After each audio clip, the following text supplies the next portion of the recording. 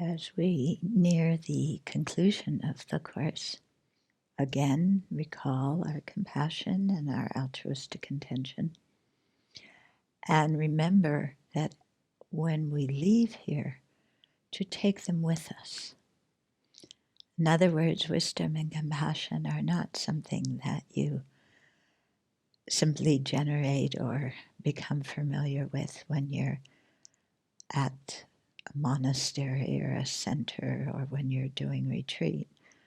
They're things that you grow during those times, but then you take with you and you share them in the world with whoever you happen to encounter.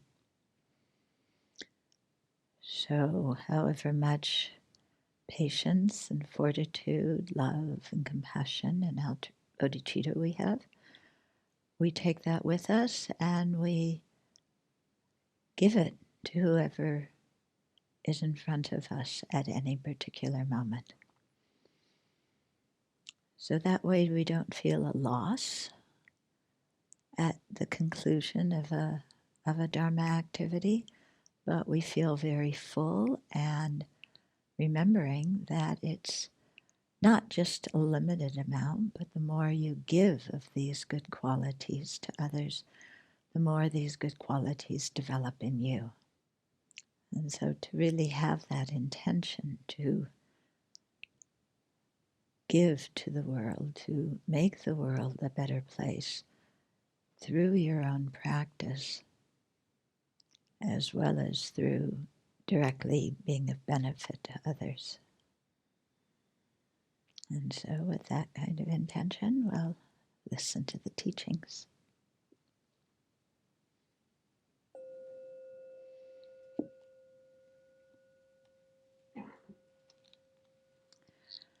Okay, so there's one question here. Can you expound on not self regarding the three characteristics?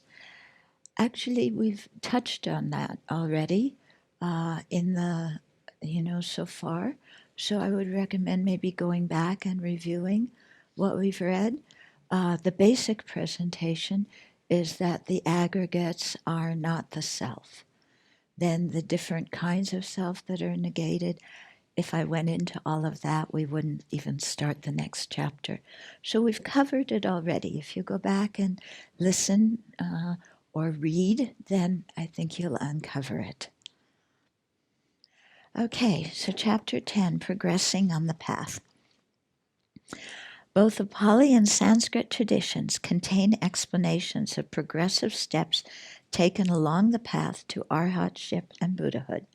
Knowing these enables us to practice in a systematic way and to actually assess our progress. So having this map is very, very helpful so that we know what we, once we enter the path, what kind of realizations we gain. And then that helps us also to, as we progress, to check what we're experiencing with the descriptions of the different stages. It's always best to check with your teacher, but the description of the stages is a big help. So the Pali tradition, here's one of the schemas they use. It's called purification and knowledge. They have different schemas, but this is just one of them. By cultivating the 4 establishments of mindfulness, the 7 awakening factors, and the Noble Eightfold Path, we cultivate wisdom, the direct antidote freeing us from cyclic existence. The sutras and the Visuddhimagga set out the structure of the path in terms of 7 purifications. Okay, so Buddhaghosa gives the analogy of a tree growing. The soil in which wisdom grows is wisdom's field of examination. The 5 aggregates, the 12 sources, 18 elements, 22 faculties, 4 truths, and dependent arising. So those are like the soil that your wisdom is going to grow in through examining these things. Just as the roots of the tree make it stable, the first 2 of these 7 purifications, the purification of ethical conduct and the purification of mind, which respectively are the higher training in ethical conduct and the higher training in concentration, those two form the foundation for wisdom. Just as branches, leaves, flowers, and fruits grow from the trunk of a tree, the excellent qualities of the Aryas grow from wisdom, and the 5 subsequent purifications are included in the higher training of wisdom. Okay, so these 7 purifications contain the 3 higher trainings. The 7 purifications are practiced in order, each one depending on the preceding ones. The first 6 are mundane, in other words, they have to do with conditioned phenomena, samsaric phenomena. The last is supramundane, meaning it has to do with going beyond samsara and with nirvana. So the first of the 7 purifications is purification of ethical conduct. So this is the higher training in ethical conduct, and there's 4 ways to accomplish it. Okay, so it's good to listen to this because these are 4 things for us to practice. One is the ethical conduct of restraint, and that's taking and living in precepts, which prevents physical and verbal non-virtues. So when you take precepts, you're making a very strong intention not to do certain actions, and every minute you're not doing it, you are keeping those intentions and accumulating virtue and restraining yourself from those negativities. Okay, then the second way to accomplish it is the ethical conduct of restraining the senses. So this involves practicing mindfulness and introspective awareness to avoid attachment to attractive objects and aversion towards unattractive ones. So we've talked about the importance of restraining our senses throughout the course, so because as soon as there's contact, with the cognitive faculty and the object and the consciousness, contact arises, feeling arises, pleasant or unpleasant, craving arises to have more of it, to get free of it, and then we create karma. So restraining the senses. Then the third one is the ethical conduct of pure livelihood. So this has come up before. It's in the Eightfold Noble Path. And that's to receive the 4 requisites in an honest and non-harmful way. So if you're a layperson, earning your living in a way that's truthful and not harmful.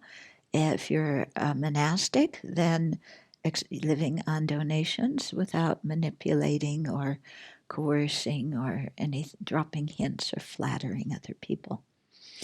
And then the 4th is the ethical conduct of proper use of requisites. Okay, so this is to use the requisites after reflecting on their purpose, shedding attachment, and dedicating for the donor's welfare. So especially for monastics, but also for lay people, and especially when lay people are staying here at the Abbey, we're all living on the donations and the generosity of other people who have given to the Abbey. So you have given to the Abbey, but you're also, receiving the benefit of so many other people who have given. So we need to have this kind of awareness, reflecting on the purpose of the requisites. Yeah, and so we use them properly. We don't waste them. We don't throw them out. We recycle them. We reuse them. We throw them out, of course, when they need to be thrown out, but otherwise we find a way to use things. And then shedding attachment. So we accept what's given. We restrain the mind that wants more and better, so we stop complaining. And we instead have a mind that really appreciates the generosity that we've received. And then also to dedicate for the donor's welfare. So that's extremely important when we receive offerings. We talked before about receiving things as a thief and receiving them on loan and so on. So it's very important to dedicate for the welfare of the donor and not just look at whatever we receive and say, well, it just appeared, again, not thinking of causes and conditions and what the donor had to go through to earn the money to give it. We just take it for granted that there's food and clothing and shelter and medicine.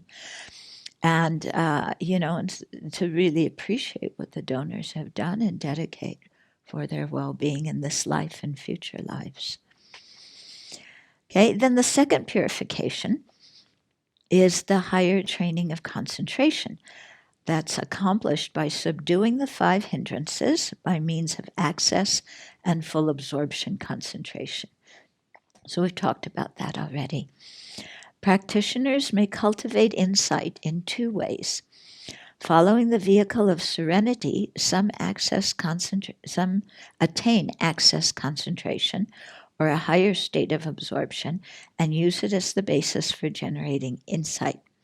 Here the meditator, and we talked about this already, the meditator emerges from the absorption, analyzes the factors of the absorption in terms of the 5 aggregates, understands their conditions, examines their nature, and see that they are marked by the 3 characteristics. So doing a really intense examination of all the dependent arising factors that lead to these meditative absorptions.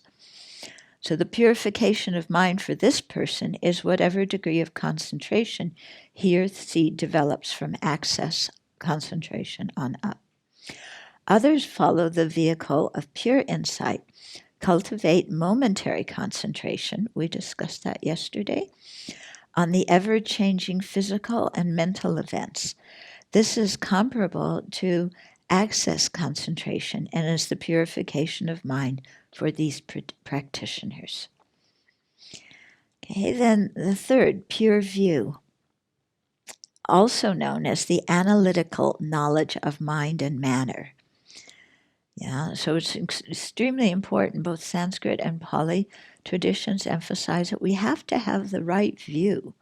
Before we meditate and integrate things in our mind, we have to understand them properly. Okay, so this begins the process of cultivating wisdom by discerning the characteristics, the functions, the manifestations, and the immediately preceding causes of the 5 aggregates. So, these things are not explained in detail here. There's no time in a book like this. But you can see how much analysis and examination is done to really thoroughly understand what is this, or what are these aggregates that we have, that we live with all the time. Yeah, to deeply understand what they are, instead of just assuming, well, I have a body, so let's just keep on living, just, well, what is this body and what is this mind and what are feelings and how do all these things operate inside me? Okay, so it's really, encouraging very deep mindfulness, going inward instead of our concentration on judging other people's good qualities and bad qualities and who we like and who we don't like. Okay, so through this, meditators discern what is called the person is a collection of interdependent mental and physical factors. This purifies the wrong view of a unitary permanent self. Okay. Then the fourth one is purification by overcoming doubt. So this discerns the conditions of mind and matter in the past, present, and future. So if you were doing this from a Madhyamaka viewpoint, you'd be thinking about, past objects, future objects, present objects. What are they? How are they related to each other? Thus eliminating doubts concerning these. By meditating on dependent arising, meditators view the present collection of aggregates as dependently arisen, conditioned phenomena. Thus, understanding their body-mind complex does not arise due to a transcendental creator. So again, getting rid of this idea of some creator, manager of the universe, that our body-mind is not a manifestation of a primal or permanent cosmic substance. So there's not one mind that we're all chips off the old block of. There's not one primal substance that we all manifested out of. So really gaining certainty on this. And that our aggregates not appear causelessly. Yeah, that there's a lot of history behind them and a lot of conditioning to make them the way they are. Then the fifth purification, purification by knowledge and vision of what is and is not the path. Okay, at this one and the following purification, which is purification by knowledge and vision of the way. So these two involve cultivating 10 insight knowledges. So these are 10 kinds of wisdom involving insight. Having discerned the mind and matter of the three realms and their conditions, meditators prepare to cultivate the first knowledge by contemplating the three realms, okay, desire realm, material realm, immaterial realm, in terms of the five aggregates. That is, all matter whatsoever is included in the form aggregate. All feelings are consolidated in the feeling aggregate, and so on. Yeah, so usually we think of five aggregates of desire being for desire realm being, five of the material realm being, five of the immaterial realm being, and here you're consolidating all the aggregates that are similar, and seeing what they're like and how they change from one realm to the next. Okay, so that is, so that's what you're doing. So to cultivate the first of these 10 insight knowledges, which is the knowledge of comprehension, to cultivate that, meditators apply the three characteristics to the five aggregates, beginning with a longer time. The body of this lifetime is impermanent. They meditate on increasingly shorter periods of time. The feelings of this year are unsatisfactory, until they see that in each split second, the aggregates are impermanent, unsatisfactory, and not self. Okay, so you may start, with impermanence. The aggregates in my whole lifetime are impermanent. Then the aggregates of, my adult years are impermanent, of this year, and start seeing the impermanence of shorter and shorter moments of each aggregate. And similarly, seeing the dukkha and the not self of all these moments. Okay? So in each split second, you see the aggregates are impermanent, unsatisfactory, and not a self. The initial phase of the knowledge of arising and passing away. So this is the first part of the second insight knowledge. Okay, is developed by contemplating that the arising and ceasing of conditioned things is due to the presence or absence of their respective conditions. This contemplation is not done conceptually, just thinking about it, okay, but by observing the very moment in which arising and passing occur. So here, we're presenting a path in which people gain realizations. So they've already, had ethical conduct. They've already attained deep stages of concentration. They already have the correct view by this time. And so now they're using that deep concentration and combining it with the correct view and really, zeroing in on, exactly when does something arise and when does it pass away.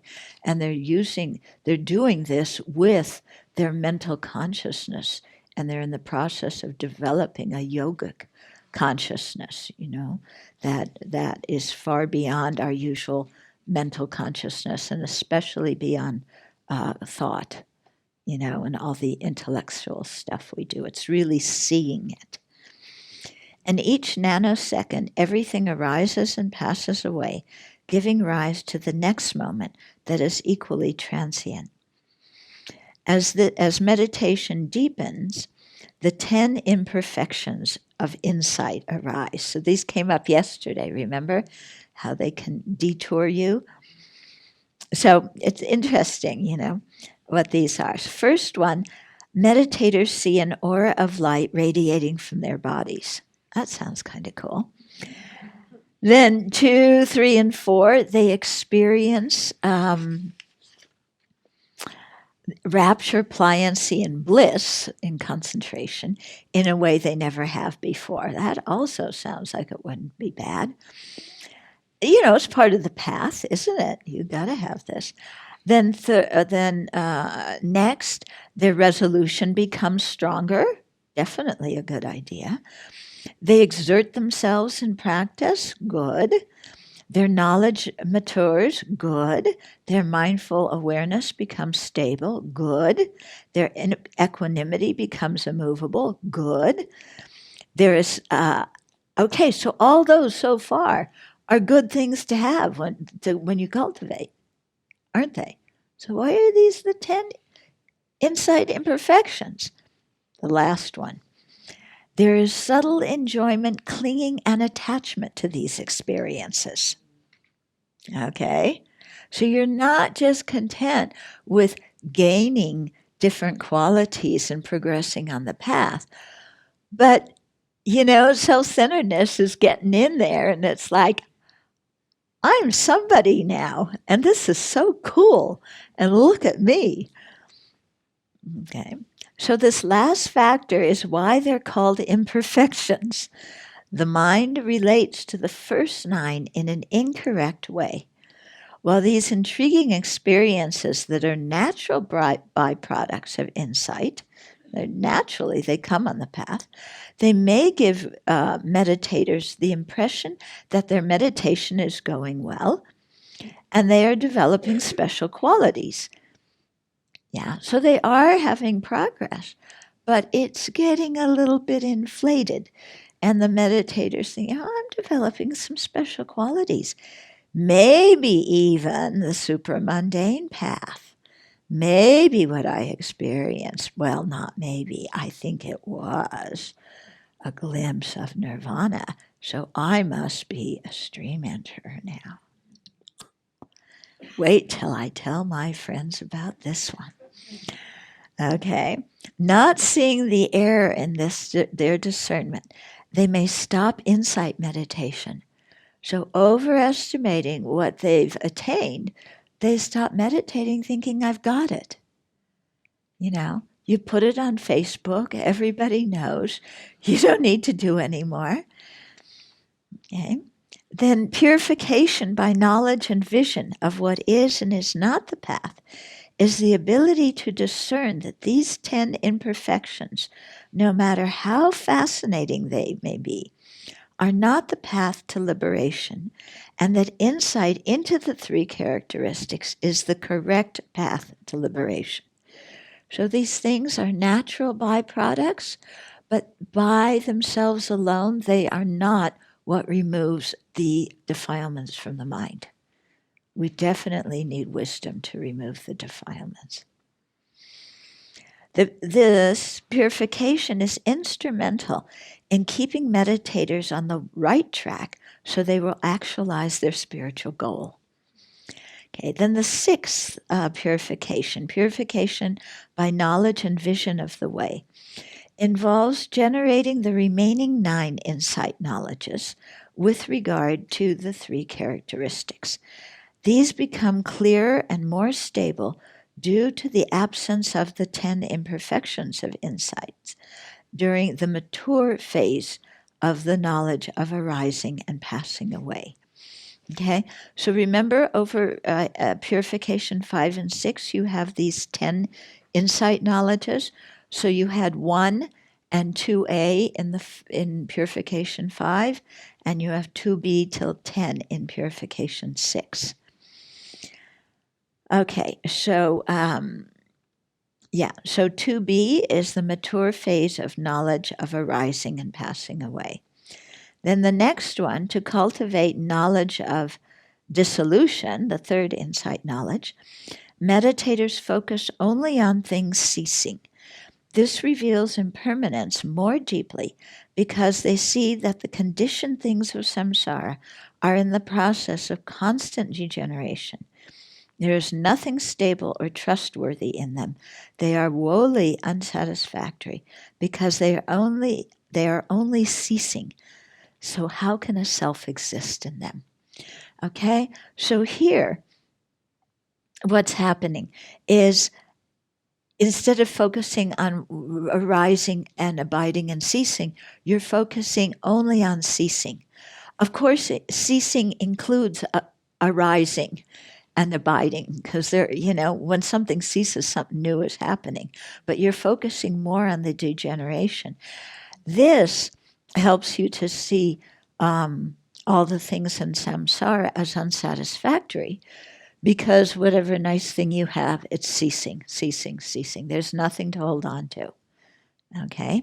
So instead of feeling depressed, oh, my boyfriend's ceasing, my sex life is ceasing, the chocolate cake is ceasing, my money is ceasing, my good friends are ceasing, my life is ceasing, my cat is ceasing, everything's ceasing. This is samsara, so depressing. Okay, if you ever find that you're coming up with some kind of conclusion like that from your meditation, then note that you're doing the meditation incorrectly. The Buddha did not need to teach us how to get depressed and have despair. Really, that's not why he appeared in the world. He had better things to do, because we can have depression and despair all by our little old selves with no help. Why is the Buddha teaching this? Ceasing, ceasing, ceasing. So that our mind gets sober. So we realize, oh, this is all samsara has to offer. This is it. Why am I expecting samsara to be fantastic when this is really all it has to offer? Now, the Buddha, of course, does not stop there. He says, actually, what samsara has to offer is grade F happiness. Yeah, there exists grade AAA happiness. Yeah. So don't think the whole thing is samsara. You can get out of samsara. There's much greater kinds of happiness and bliss to have. And you do this by transforming your mind and progressing along these stages and gaining the realizations and purifying your mind. And you can do it. Okay, so that's the message that the Buddha is trying to get across to us, okay? It's kind of like, when you're in a really rotten relationship with somebody and it's not going anywhere, but you're still very attached to them. Anybody been in that situation? Oh no, what are you talking about? It's like it's a dead end relationship, but you're so attached to the person and you're afraid of who am I going to be if I'm not with them. So you still continue there, in this horrible relationship. Yeah. And then Buddha, so that's our relationship with samsara. Yeah. That's what our relationship with samsara is like. And then, Buddha appears and says, look, you don't need to stay with that creep. Actually, you have compassion for the creep, but just recognize that situation for what it is.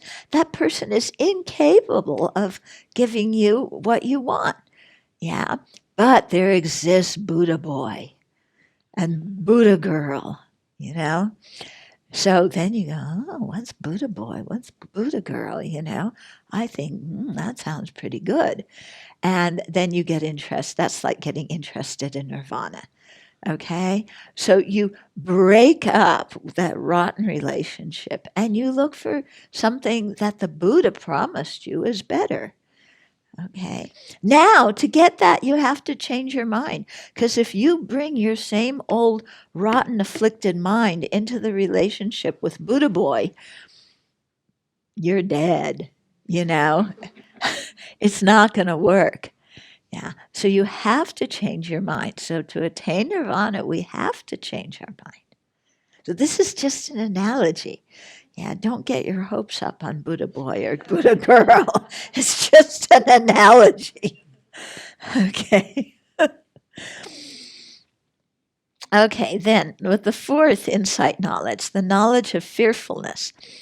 They see these constantly disintegrating things of samsara as fearful, in that being attached to them binds one to dukkha. You're in that rotten relationship and it's scary because you're going to stay your whole life in that rotten relationship because you're so attached to it. Okay, and so that's the fifth. That's the fourth insight knowledge. Then the fifth one is knowledge of danger. You know with certainty that the fearful things of samsara have the nature of dukkha and lack any core of a real self, and that safety exists only in the unconditioned, meaning nirvana, which is free from the unpredictability of impermanent things. Okay? And then with the next one, with knowledge of disenchantment, meditators become disenchanted and disillusioned with samsaric phenomena. They clearly see the disadvantages of clinging to existence in the three realms. Okay, so now you're really sure you're going to break up. Okay.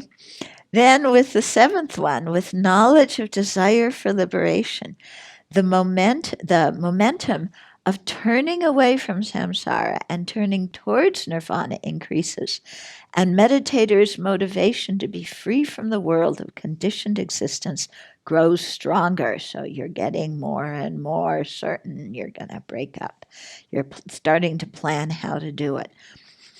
With knowledge of reflective contemplation, the eighth one, they repeatedly review and examine conditioned things in light of the three characteristics in an expansive way. Yeah, so again, you're going through all the faults of this relationship with samsara. Okay?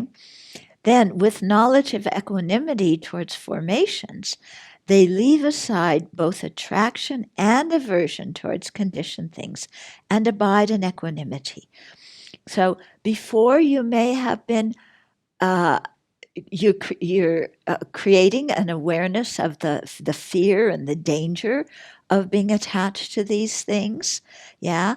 But now you're just saying, I'm not attached to them and I don't need to have aversion towards them either. Okay, especially the negative kind of aversion that is the opposite of attachment. Okay, this mental state is a great relief that comes from the cultivation of proper wisdom regarding the five aggregates. So you're not hating your aggregates. You're not, and seeing, the fearful, the disenchantment, and when you're disengaging from the attachment, you're not sitting there, I hate this body. You don't want to go and start generating a really negative mindset, because hate is just as stuck on the object as attachment is. Yeah, if you hate something, if you're angry with it, your mind is just as, intertwined and obsessed with the object as when you're attached to it. So here, what you want is equanimity, in which, you're not obsessing either one way or the other about the aggregates. They are what they are, and that's nice, but you're not interested anymore because you know that there's something better. Okay, so you're not developing aversion and hatred towards yourself or your aggregates. Okay, the knowledge of conformity is the 10th insight knowledge. It arises in the desire realm consciousness that precedes the consciousness of the change of lineage that leads to the supramundane path. So this knowledge conforms to the truth of the previous insight knowledges and of the supramundane path to follow. Okay, so in the in the Pali Abhidharma, they divide things up into incredible detail. different moments of mind in a certain transition that you're making. So here we're seeing a little bit of it. Okay, so you arise in the desire realm consciousness, that this disinterest in the aggregates. Then you're going to have the consciousness of the change of lineage. Then you're going to get to the supramundane consciousness. So there's all these kind of transition consciousnesses. Then purification by knowledge and vision, according to Buddhaghosa, is knowledge of the four supramundane paths. Okay, so stream enter, once returner, non-returner, and arhat. And the seventh one, is the only supramundane purification. So it's the only one that is outside of the conditioned things involved with samsara.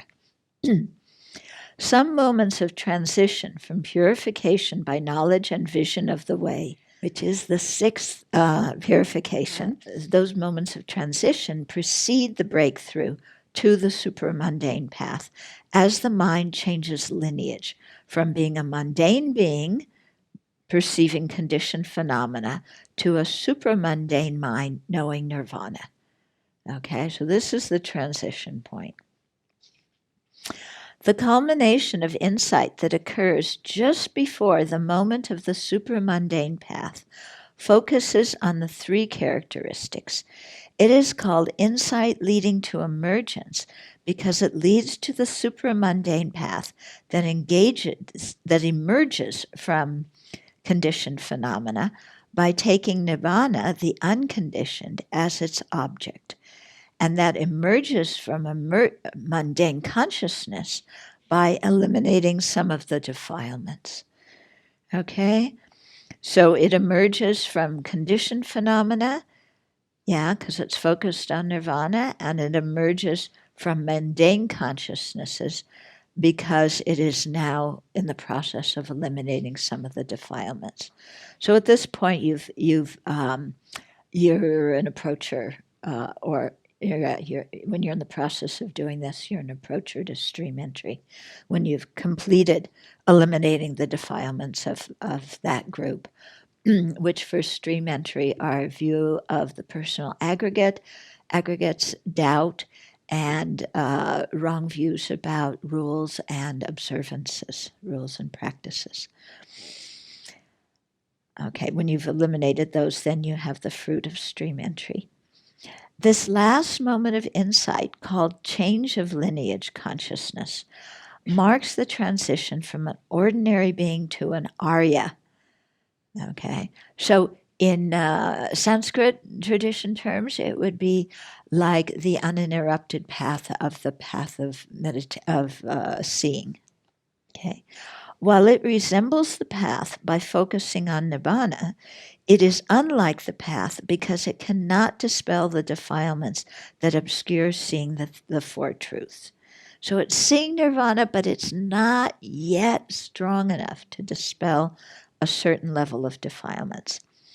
The path consciousness, in other words, the meditating consciousness, that arises subsequent to the change of lineage consciousness, performs four functions of fully understanding dukkha, abandoning the origin of dukkha, realizing nirvana, and cultivating the Noble Eightfold Path. So that, consciousness, that subsequent to the change of lineage consciousness, that one has realized the Four Noble Truths and has eliminated a certain portion of the defilements. So it would be comparable to the liberated path of the path of seeing in the Sanskrit tradition.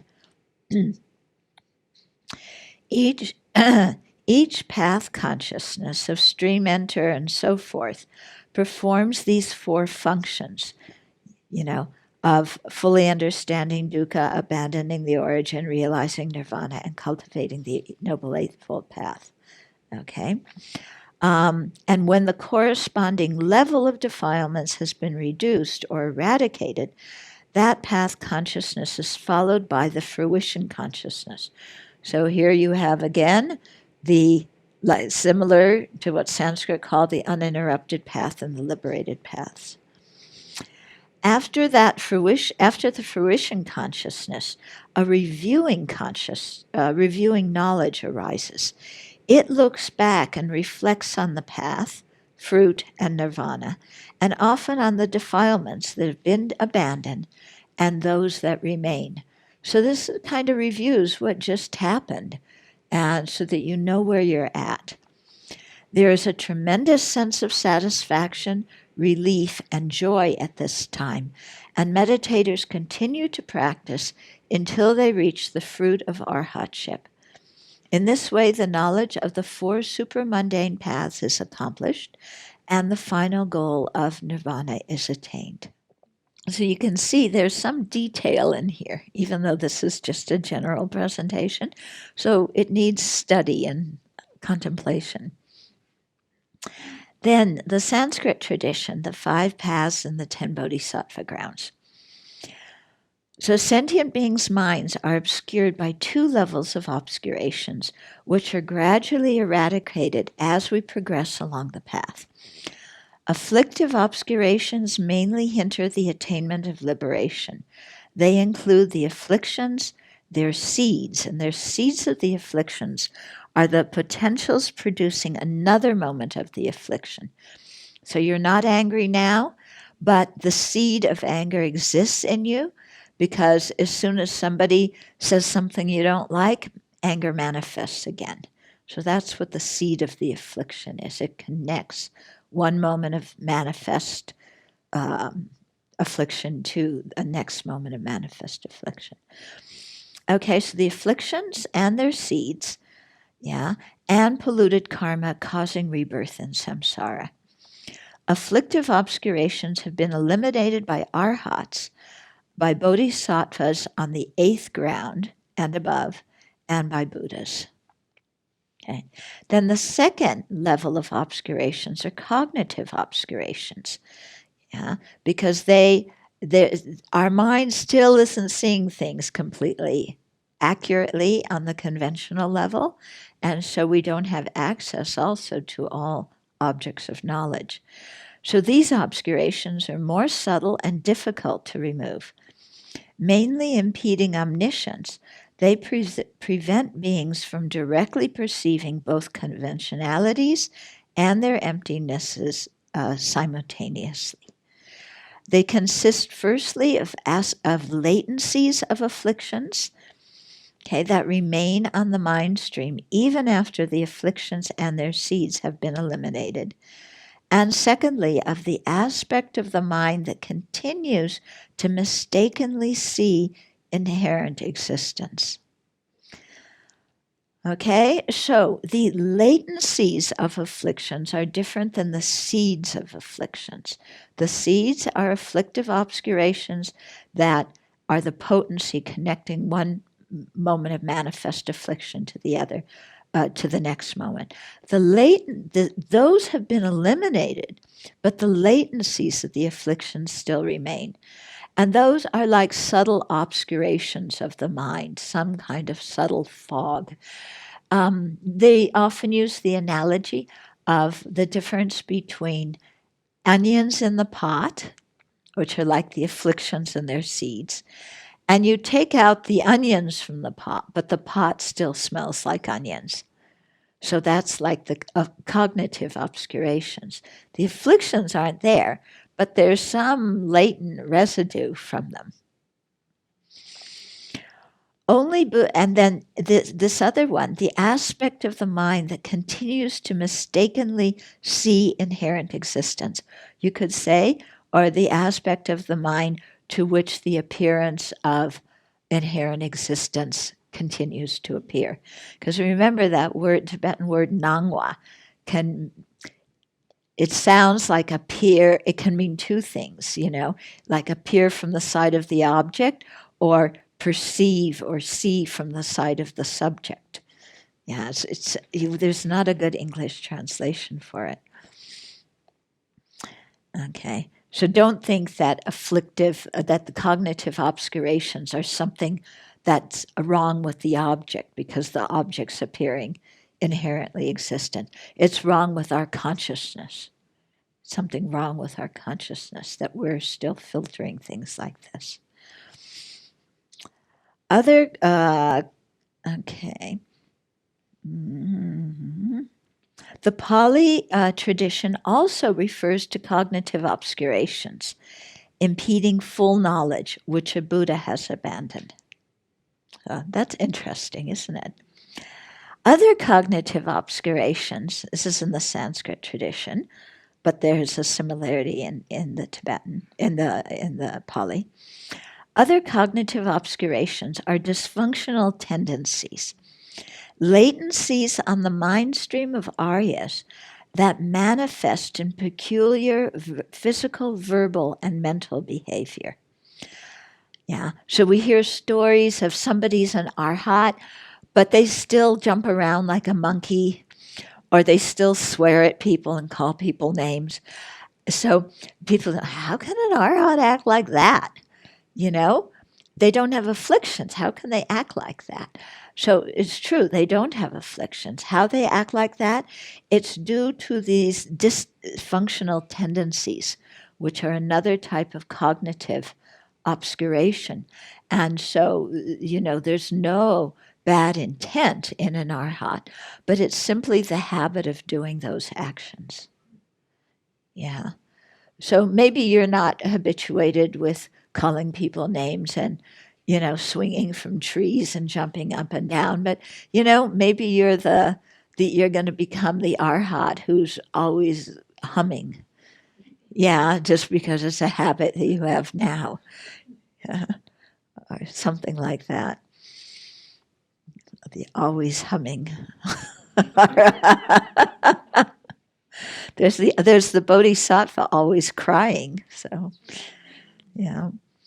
So the Pali commentary to the Udana speaks of latencies built up by defilements that produce similar dysfunctional actions in the future.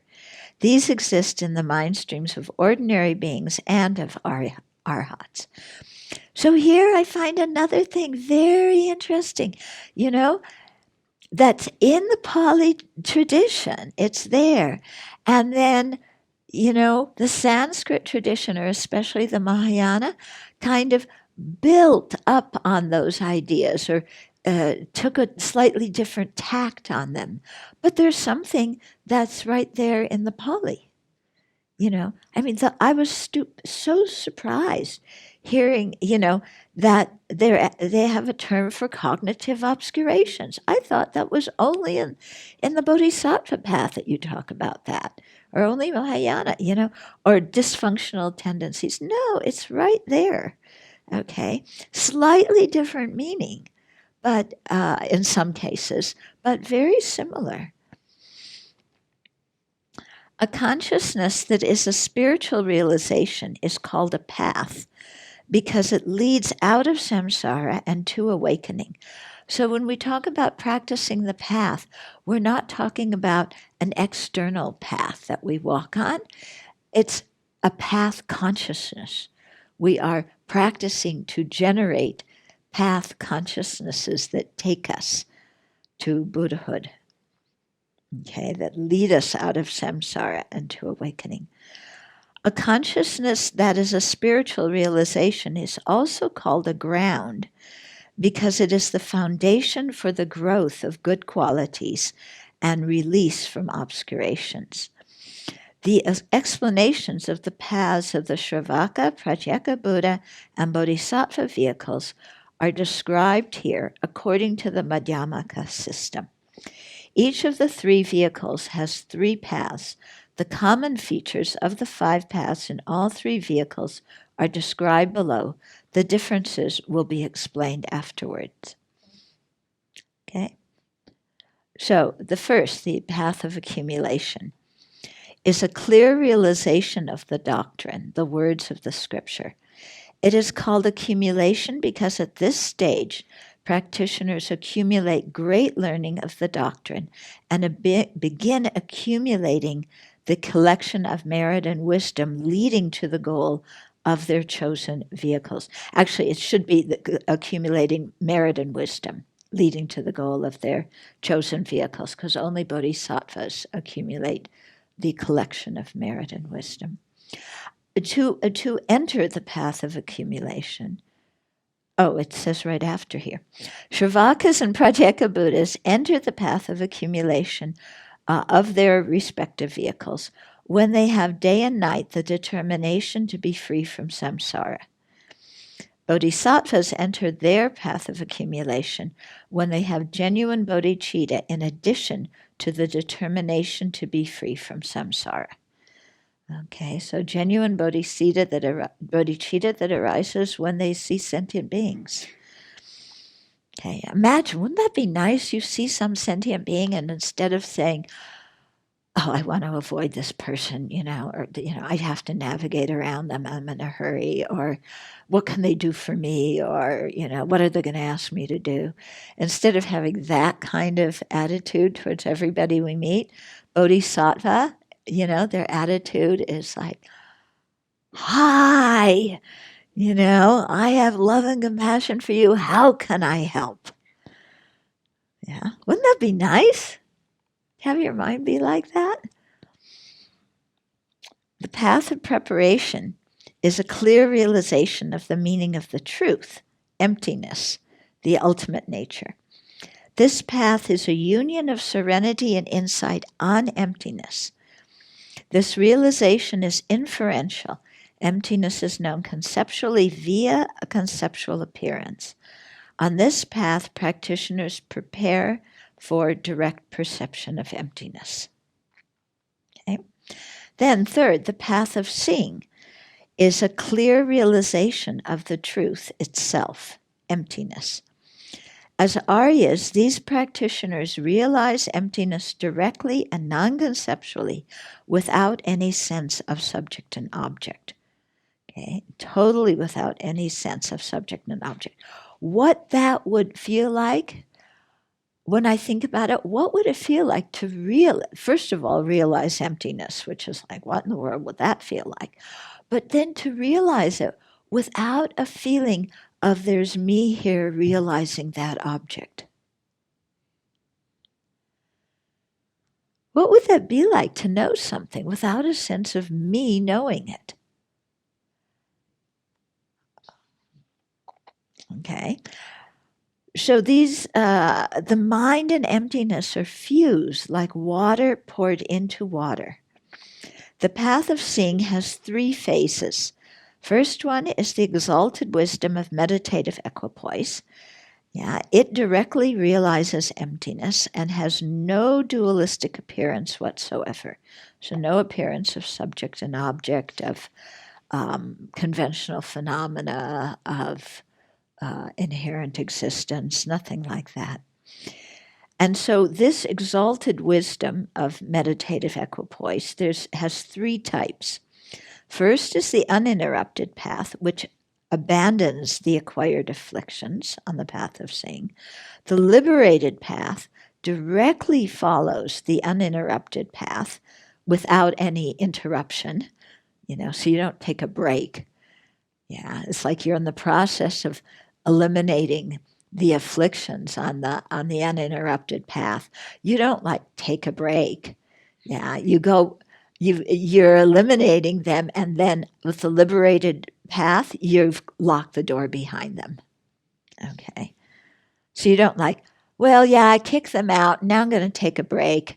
Well, you haven't locked the door behind them. They can come in again. So, it's uninterrupted. You go from one path to the next in the same meditation session.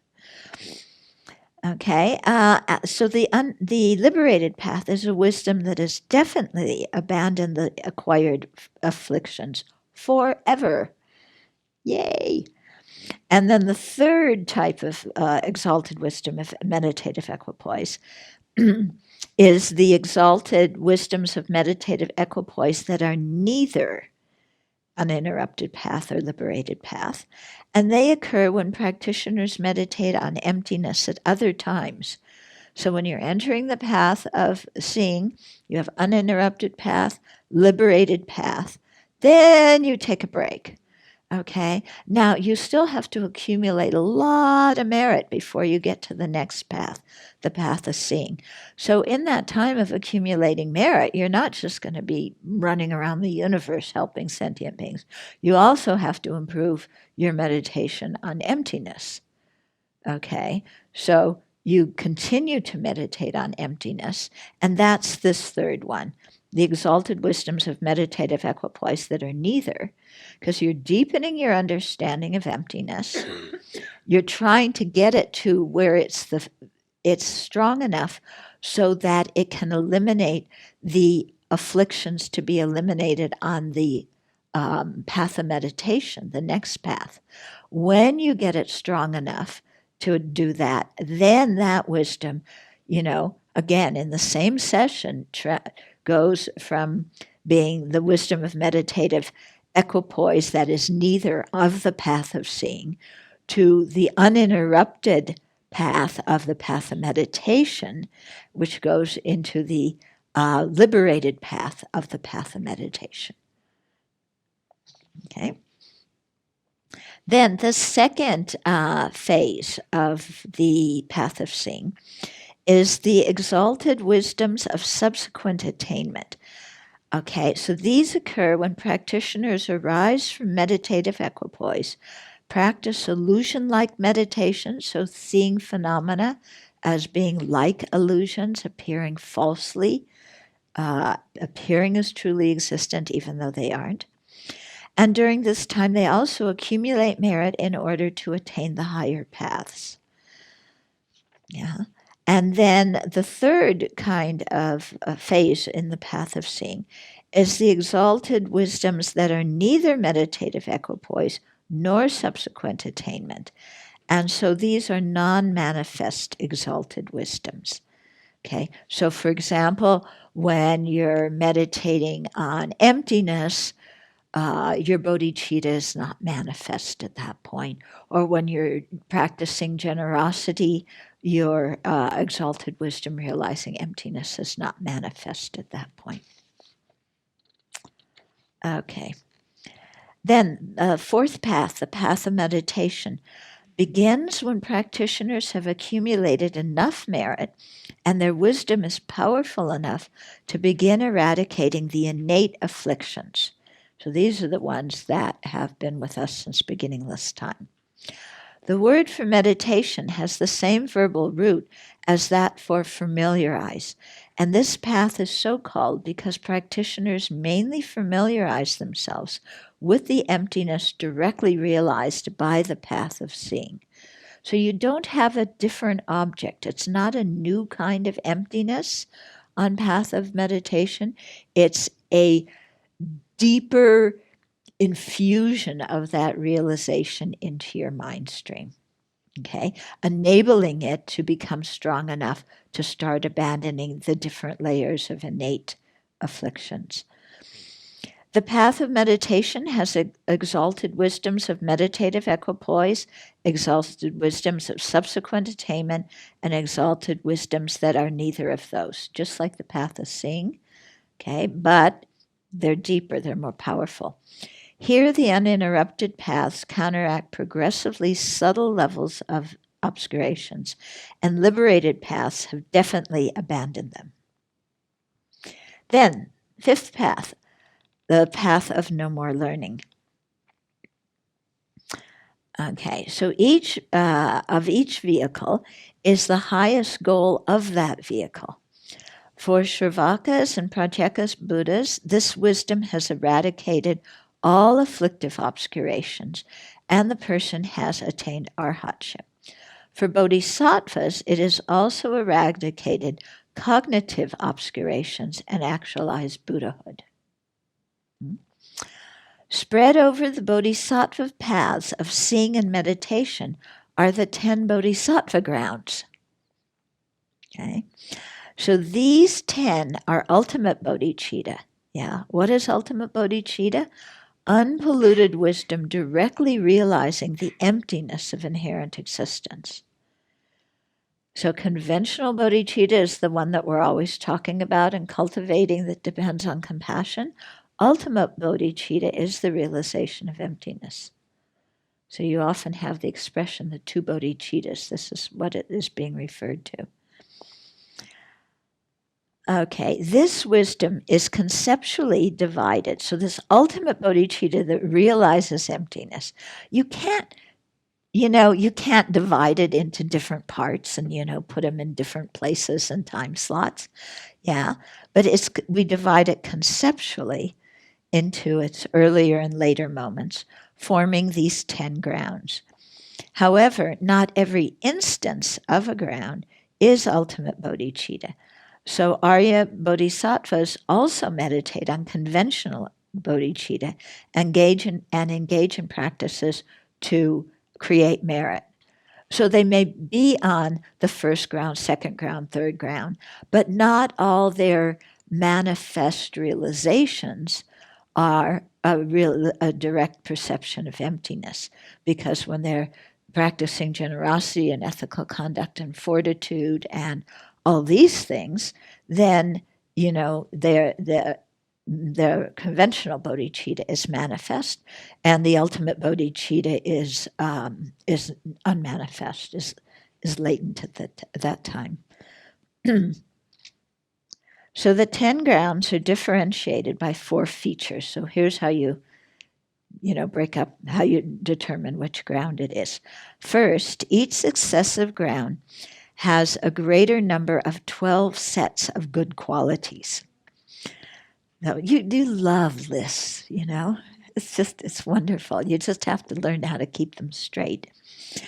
Okay, so these 12 qualities that are the first of the 4 features that differentiate the 10 bhumis, okay, they include seeing Buddhas, receiving their inspiration, going to Pure Lands, having long lives, ripening sentient beings, and emanating bodies. Those are some of the 12.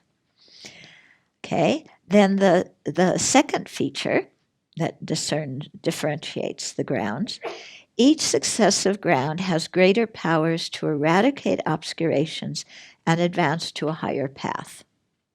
Okay, so each one's more powerful, getting towards cleansing the mind. 3, each ground has its own surpassing perfection that refines bodhisattva's body, speech, and mind. So here we go through, the perfections. First ground is associated with generosity, second ground, ethical conduct, and so on, through the 10 perfections. And then 4, on each successive ground, bodhisattvas are able to take rebirths in which they have more power to benefit sentient beings.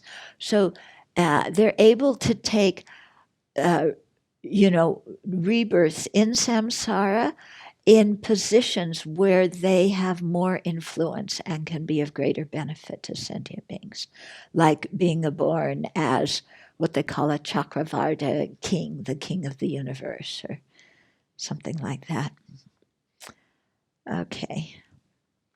Bodhisattvas finish eliminating afflictive obscurations at the beginning of the 8th ground. They finish eliminating cognitive obscurations at the end of the 10th ground and become Buddhas in the very next moment. So this is the Prasangika way of describing it. The other schools have a slightly different way.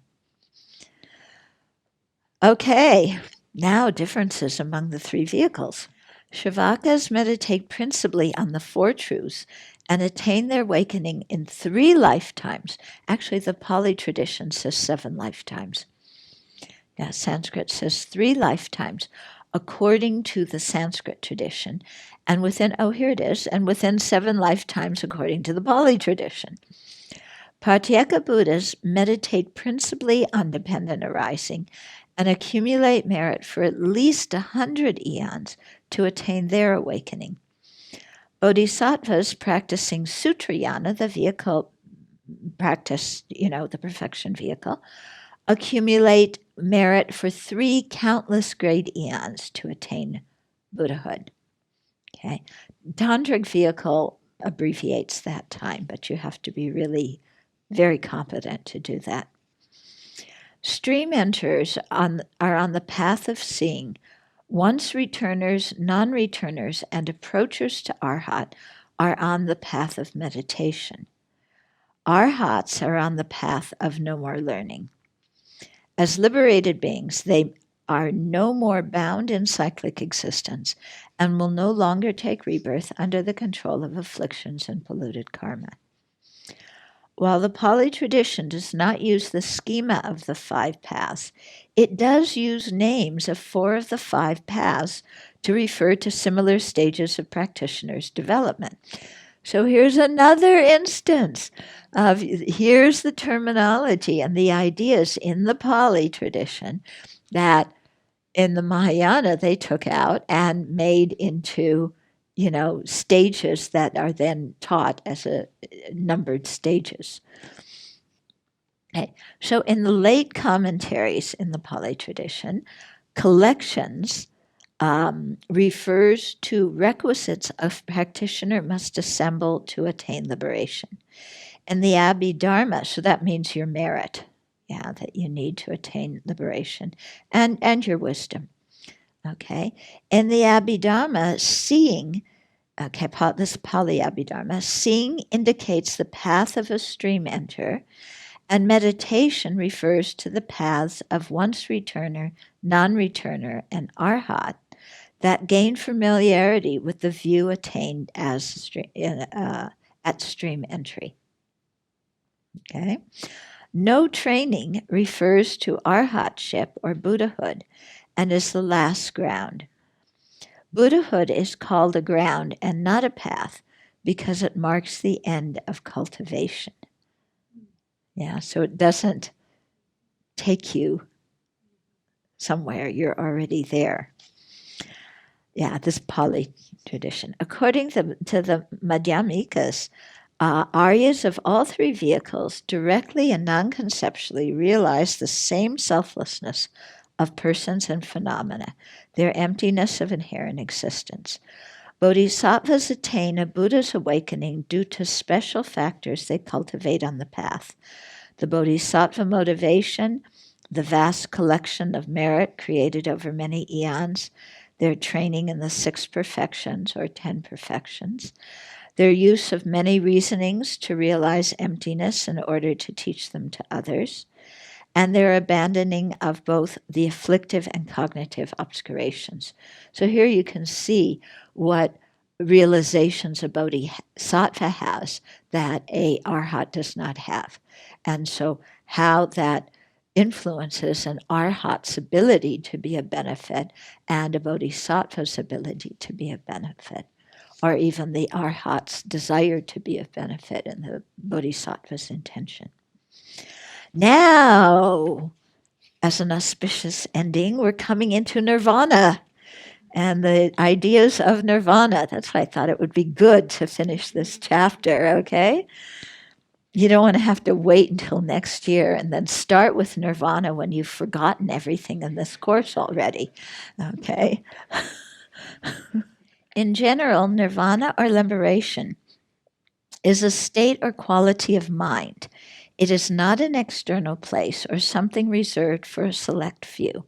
Nirvana is attainable by each and every sentient being. This is Sanskrit tradition, the emptiness of the mind, and particularly the Madhyamaka, the emptiness of the mind, its natural purity or natural abiding Buddha nature, is the basis. Okay, so that's the emptiness of the mind that's always there. On this basis, we undergo a process of purification by applying antidotes to eradicate the adventitious obscurations until the mind is totally free from afflictive obscurations. So all the obscurations are adventitious. They are not the nature of the mind. They're temporary. There's something added on. The purified state of the emptiness of the mind that is free from afflictive obscurations is true nirvana. Okay. So let me finish the paragraph. Okay. By realizing the ultimate nature of mind that itself is free from all afflictive obscurations, we attain nirvana.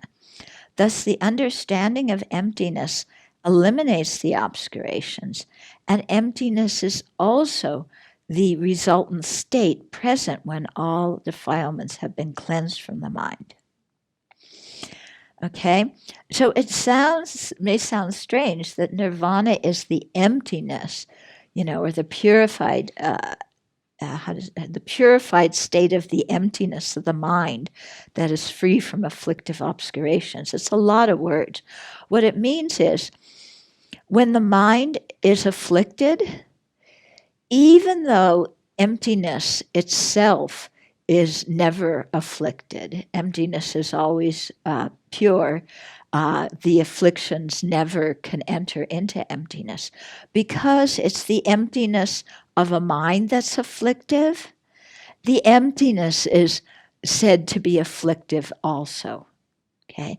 As that mind gets purified by realizing emptiness and integrating emptiness into it, and thus eliminating different stages of afflictions and defilements, as the mind gets pure, the emptiness of the mind also gets pure, even though the emptiness was never defiled to start with.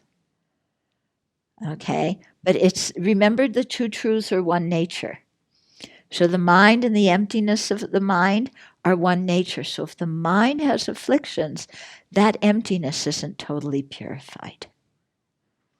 Okay, so that's what we're getting at here. So in general, there are 4 types of nirvana, although not all of them are actual nirvana. So get used to this. Just because something has a name doesn't mean it is that thing. Okay.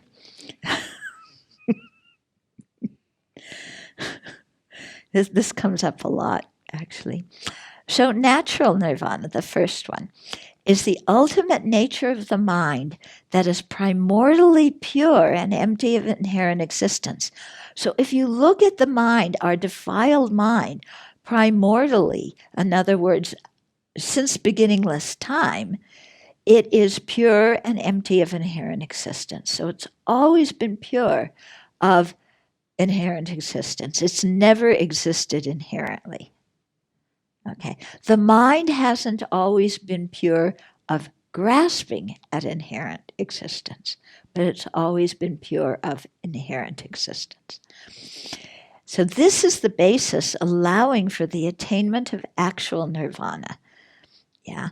So as the nature of the mind, it is a quality, emptiness is a quality of the mind, or nirvana is a quality of the mind. So attaining actual nirvana does not involve gaining a quality from outside. So natural nirvana is not actual nirvana. That's one of those things that it's called nirvana because it's the emptiness of the mind, and because realizing it leads to actual nirvana. Okay? But here it's very clear that, attaining nirvana does not involve gaining a quality from outside. Rather, it involves recognizing a quality of the mind that is already present. So that emptiness of the mind is always there. It always has been. It can never be taken away. We just need to realize it. In a more general sense, natural nirvana is emptiness. Everything around us, as well as the 4 truths, the paths, and the resultant attainments, is empty of inherent existence. And in this way, we can say it possesses natural nirvana. However, only sentient beings can attain the nirvana free from obscurations, because that nirvana is the emptiness of the mind. Okay, then, so that's the first kind of nirvana that isn't nirvana. Then the next 2, okay, they come together. The nirvana with remainder and nirvana without remainder. So here, in what is common to all the different philosophical schools, remainder refers to the ordinary aggregates, which are true dukkha, because they arise due to ignorance and polluted karma. So when Shravakas and Pratyeka Buddhas eradicate all afflictive obscurations, they attain nirvana with remainder and become arhats. So they've eliminated all their afflictions, but they still have the body that is a true dukkha, that was taken under the influence of afflictions and karma. That's the body they were born with. So they still have the remainder of that nirvana. That's why it's called nirvana with remainder of that afflictive body or polluted body. When they later shed their body at death, there is nirvana without remainder because the polluted aggregates have ceased. Okay. Some Buddhists say that at the time of nirvana without remainder, the continuum of consciousness of the person ceases, although that the nirvana without remainder exists. Okay, so like some people in the Pali tradition say, you've eliminated all the afflictions, there's no cause for further rebirth, so the consciousness discontinues. Okay, and so, it ceases. The continuum of the person ceases, although the nirvana without remainder exists.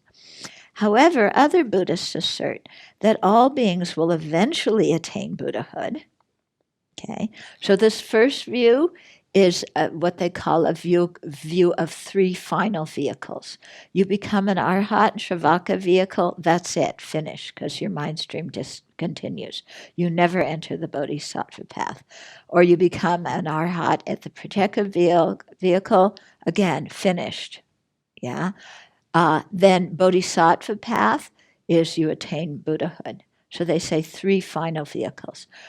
The view of the Prasangikas and the Chittamadrans with following reasoning and all of the Madhyamika schools is that there's only one final vehicle, because even if you attain arhatship, your mind doesn't discontinue. You remain in your blissful meditation and nirvana until the Buddha wakes you up from that and says, there's more work to do. It's offering service time. Yeah. Wake up from your nap.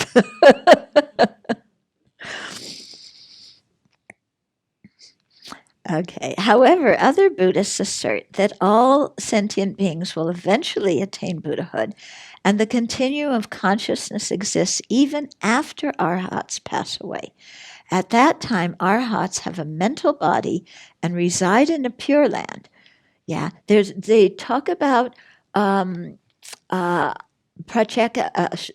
and Pratyeka Buddha arhats being born in Sukhavati, inside lotuses, like everybody else born there. But their lotuses, I think, take a while to open because they don't have the bodhicitta. Okay, so they remain there in meditative equipoise on emptiness. At the appropriate time, the Buddha arouses them from their meditative equipoise and causes them to enter the bodhisattva path and attain a Buddha's awakening. Madhyamikas assert a second meaning of nirvana with and without remainder. Here, the remainder refers to the appearance of inherent existence and the dualistic appearance of subject and object. Nirvana without remainder is a true cessation occurring during an arhat's meditative equipoise on emptiness, when the mind is free of these two mistaken appearances. Okay? So the appearance of subject and object and the appearance of inherent existence. Yeah. So upon arising from the meditative equipoise on emptiness, Aryas again experience the false appearance of inherent existence, even though they see things as like illusions, in that they appear inherently existent, although they are not. So we've talked about this. This is called nirvana with remainder because dualistic appearances are present. Okay, so two different meanings for the remainder. In the first presentation, nirvana with remainder occurs first because the arhats, attain nirvana but still have their polluted body, followed by nirvana without remainder. In the second presentation, the order is reversed because first you have the meditative equipoise on emptiness, where you don't have the false appearances of subject and object and inherent existence. And then after you arise from that meditative equipoise, then you see things as like illusions where those two false appearances are present again. Okay, so from that viewpoint, first it's nirvana without remainder, then nirvana with remainder. Nagarjuna says that the Pali tradition calls extinction or cessation, that what the Pali tradition calls extinction or cessation, the Sanskrit tradition calls nirvana. Okay, so he quotes something. Oh, this is from Ratnavali, from Precious Garland. Yeah, you'll remember it. We covered this already, I think. Didn't we? It's verse 386. Yeah, we've done it. Okay. The non-arising taught in the Mahayana and the extinction taught for other Buddhists are both emptiness. Therefore, one should admit that extinction and non-arising are ultimately the same. Okay, so what nirvana, well, we'll see. Okay, extinction in the Pali tradition refers to nirvana without remainder, the nirvana of an arhat who has abandoned the polluted aggregates at death. Nagarjuna extends the meaning of extinction to include the non-appearance or non-arising of inherently existent phenomena, because in the Sanskrit tradition, remainder also refers to the appearance of inherent existence, and non-arising also refers to emptiness. Okay, so what Nagarjuna is trying to do there is show that in the Pali tradition they do talk about emptiness as nirvana. Okay, then the fourth kind of nirvana, and this is a form of nirvana, is non-abiding nirvana, and that's the nirvana of a Buddha who does not abide in either samsara or the personal nirvana of a Shravaka Arhat. All Buddhists see samsara as undesirable. Wishing to actualize a Buddha's awakening to benefit sentient beings most effectively, bodhisattvas see personal nirvana of an arhat as limited.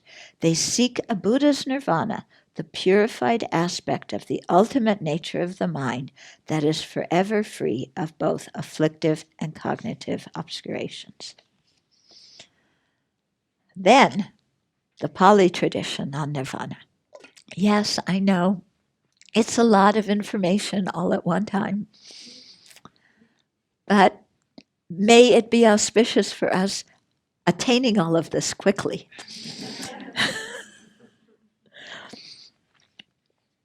Okay, so nirvana refers to the elimination of clinging to the five appropriated or five clung to aggregates.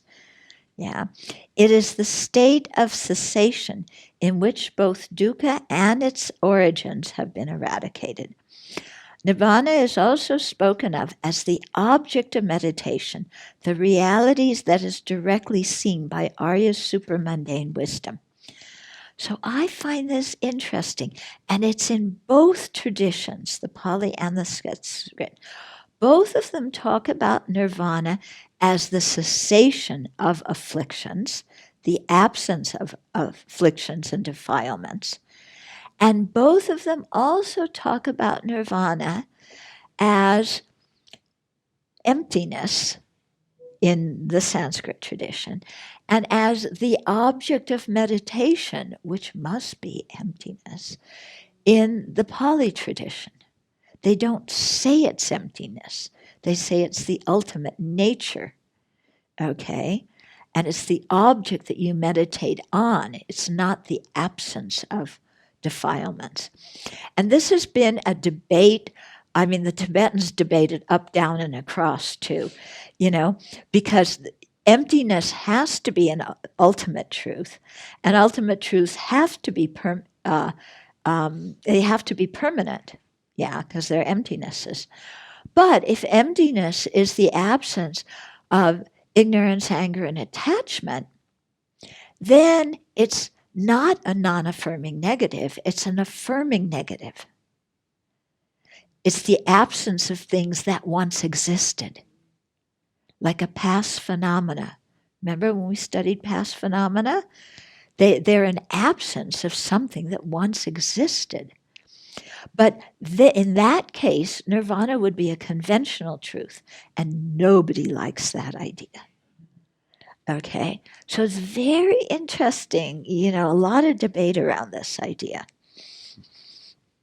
Okay, so here it refers to the elimination of clinging to the aggregates, and it's the cessation of dukkha, and it's also the object of meditation. When speaking of nirvana as the cessation of dukkha and its origin, the Buddha described his awakening.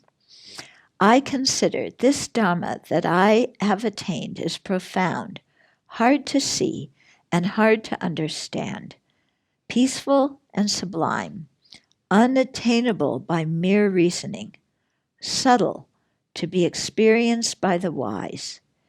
It is hard for a population to see this truth, namely specific conditionality, dependent arising. And it is hard to see this truth, namely the stilling of all formations, the relinquishing of all attachments, the destruction of craving, dispassion, cessation, nibbana, and that's also the meaning of extinction. So, relating it to emptiness. The Pali commentary says this Dhamma in the verse refers to the four truths. Specific conditionality, dependent arising, refers to true origins, because the origins are dependent, arising process. And stilling of all formations, the relinquishing of all attachments, the destructions of craving, dispassion, cessation, nirvana, all of these refer to true cessations. The reference to true origin implies true dukkha, and the reference to true cessation implies true path. So essentially the Buddha is saying that he's realized all four noble truths. Okay? Thus in nirvana, all four truths have been realized. Here nirvana is the extinguishment of all attachment and craving, true origins, and leads to the extinguishment of the aggregates, true dukkha, at death. Similarly, Sariputra said nirvana is the destruction of sensual desire, the destruction of hatred, the destruction of confusion. The meaning of nirvana focuses on the cessation of true origins, but implies true dukkha, cessation of true dukkha as well. Many sutras present nirvana as the object of a supramundane path. The Buddha said that there are three unconditioned marks of nirvana. No arising, vanishing, or changing is discerned. Unlike conditioned phenomena that arise and pass away, nibbana, the unconditioned, is free from such fluctuation. So it's really reliable. You're not on a roller coaster with nirvana. It does not arise or vanish due to causes and conditions, nor does it change into something else. Okay? Nirvana is true in contrast to the world, which is deceptive. Nirvana is a distinct phenomena that has nothing to do with matter or the deepest samadhis of samsara. Nirvana is liberated via negation, no coming, no going, not made, and so forth. without saying anything is posited in their stead. And so this is from the Udana, a Pali scripture. Sounds like La Majjhimika, doesn't it? The Abhidharma Sangaha explains Nibbana as the object of only a supramundane mind, the supreme ultimate mind cognizing the supreme ultimate object. That's also when we study about the meaning of ultimate in the two truths, what it means. The suttas and the Abhidhamma say Nibbana has three aspects. These three aspects, these terms, are also in the Sanskrit tradition with a slightly different meaning.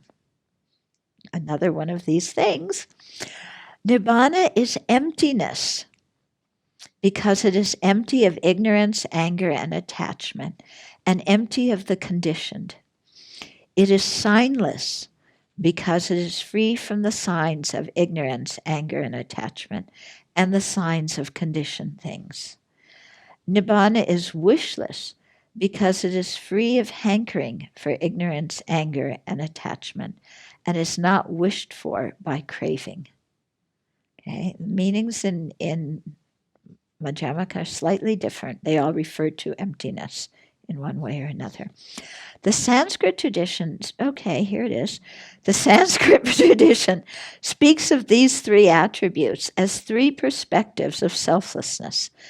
Emptiness refers to the lack of inherent existence of the entity of the object, so the nature of the object is empty. Signlessness to the lack of inherent existence of its cause, and wishlessness to the lack of inherent existence of its result. So all three are forms of emptiness. Here we have again nature, cause, and result. Comes a lot. Buddhaghosa refutes a number of misconceptions about Nibbana. Nibbana is not non-existent. It exists because it is apprehended by the supramundane mind. Nagarjuna and Precious Garland, remember, he went through a big thing arguing too that nirvana does not mean non-existence. The fact that ordinary beings' limited minds cannot perceive it does not render it non-existent. If nirvana were non-existent, practicing the path would be futile. And that's falling to nihilism. Nibbana is not simply the absence of defilements and the ceasing of existence.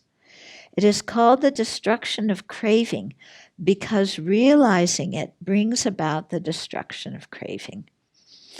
If nirvana were the destruction of craving, it would not be the unconditioned, because the destruction of craving is a conditioned event.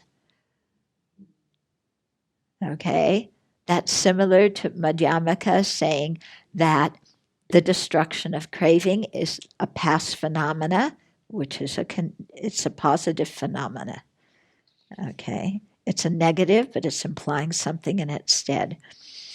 While the destruction of craving is produced by causes, nirvana is uncaused and has no beginning or end. While nirvana is realized by cultivating wisdom over time, it does not come into being through the act of being realized. So nirvana is not something that's created. Really sounds like emptiness, doesn't it? Yeah, it does not come into being through the act of being realized. Nibbana always exists as the unconditioned element. It is the unborn, unoriginated, unchanging, deathless. Because nirvana exists, the eradication of defilements is possible. That's like Buddha nature. Because the emptiness of the mind exists, the eradications of defilements is possible. The Arya path realizes the unconditioned, and this realization cuts off the defilements.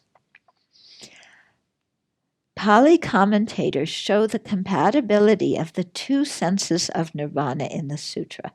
So nirvana as the goal and So nirvana as the goal, it is a blissful state free from dukkha and its origins that can be experienced in this life. And two, as the object of meditation, it is the unconditioned, the unborn that always exists and is seen by the supramundane path and its fruit. It is called the destruction of attachment, anger, and confusion because realization of the unconditioned element has the effect of cutting away and finally eliminating these three.